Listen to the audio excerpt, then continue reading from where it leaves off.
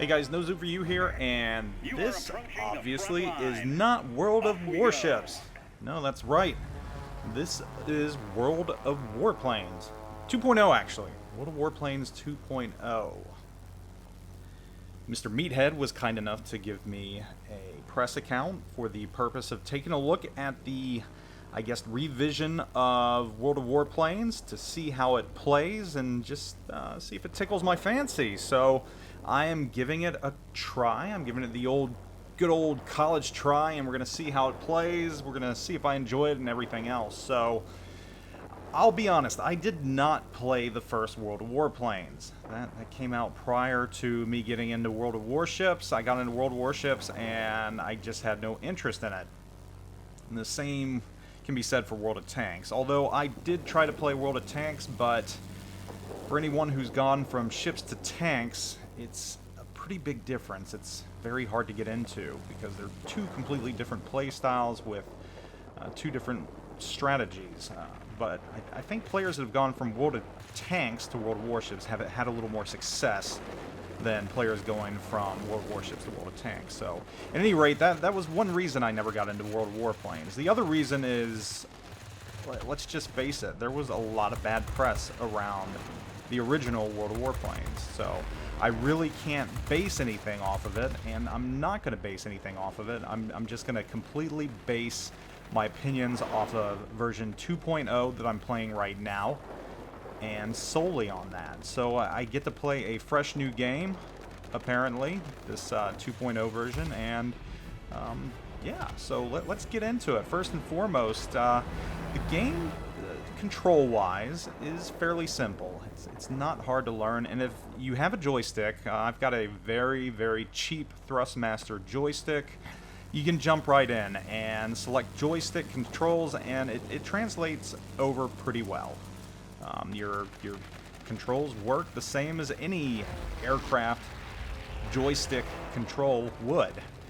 You know, down goes up goes down, barrel roll, trigger button is fire, and if you have a sitter button on your joystick, you can use that to zoom in sniper mode.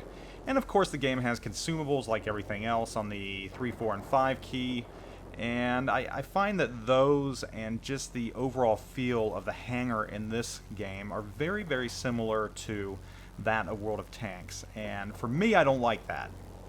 In my opinion, World of Warships, that's one thing it got really, really right. Just the hangar or port mode, as it would be, is very simple. It's easy to add your modules and everything else. You have one commander, you know that. World of Tanks was a little confusing when I tried playing, and World of Warplanes seems to use that very, very same style. So for someone coming from World of Warships, that's not the easiest thing in the world. Flight in this game, touch on flight a little bit. Flight, if you're looking for a flight simulator, you're not going to find it with this game. You're just not. The planes don't have a feeling of weight to them. They don't drift when you stop moving your joystick. They just kind of come to a dead stop. A very arcade feel. Now, that's not a bad thing.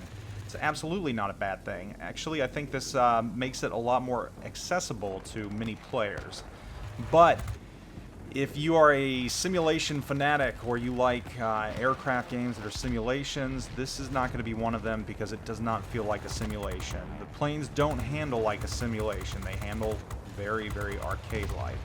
But, like I said, I think that's going to be a lot easier for the masses to get into, and that's a good thing. That's not a bad thing for sure.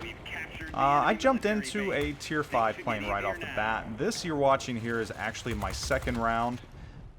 My first round was just kind of getting the feel for it, and I chose a Corsair, good old American airplane in Tier 5. And I chose Tier 5 just because I believe Tier 5 is kind of the happy medium. For those who are not true beginners, even though I am a true beginner in this game, but for those, you know, looking for that balance between beginner vehicles, airplanes, boats, and competitive mode. So I thought Tier 5 would be a good place to start. My first round I did okay. I was just kind of getting used to things. This second round I decided to jump into a Spitfire because I absolutely love Spitfires. And you can see from my playing, I'm doing pretty good actually. Getting the hang of it, and top the leaderboards on this, or at least top 3 if I recall, which, you know, for only the second round ever playing World of Warplanes, it's pretty good. Of course, the majority of these planes you're seeing are computer controlled. I just don't think there's the population right now in this game for a lot of players to totally populate the servers, and I'm hoping that will change though, because you know, I enjoyed the rounds that I played in this. The graphics, you know, it's not cutting edge. It's not going to win any awards there, but as simplistic as it might be, it does get the conveyance of an air battle around. You do feel like you're in a large-scale air battle. I'm still trying to find my way around the mini-map and just objectives and how it works, and it's similar to control points in World of Warships. You hover over or fly over control points and you capture them. So that's pretty simple. There's a lot more going on than in World of Warships. You have to be focused on every single direction, because there's always something going on. There's always planes around, and if you're not careful, you can wind up finding yourself getting shot down fairly easily if you get in a heated dogfight. But, you know, these are just my snap feelings on the game, my snap judgments. I can see myself playing this a little more. It was fun. The controls are responsive. You know, I know the other game had control issues, but if you've got a Thrustmaster joystick like myself, and I have a cheap one, mind you, it's only $20 on Amazon. You know, you'll be able to jump into this game, and if you played warplane games in the past, you know, I played Jane's Warfighter, the World War II game back in the 90s, late 90s, and absolutely enjoyed it. If you've played any of them, I think you'll be able to jump into this right away with, you know, little learning time.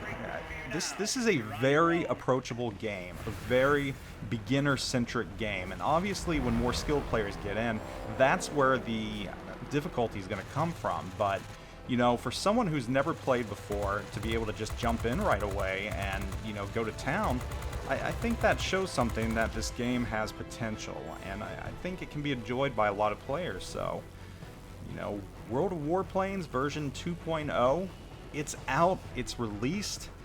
Tell me what you think. Do you want to see more of this? Do you want to see more of World of Warplanes? I know all of you are basically ship-based that watch me, but, you know, this is part of the Wargaming family, and I know I've never done anything World of Tanks, but I'm so abysmal at that game, I'd be embarrassed.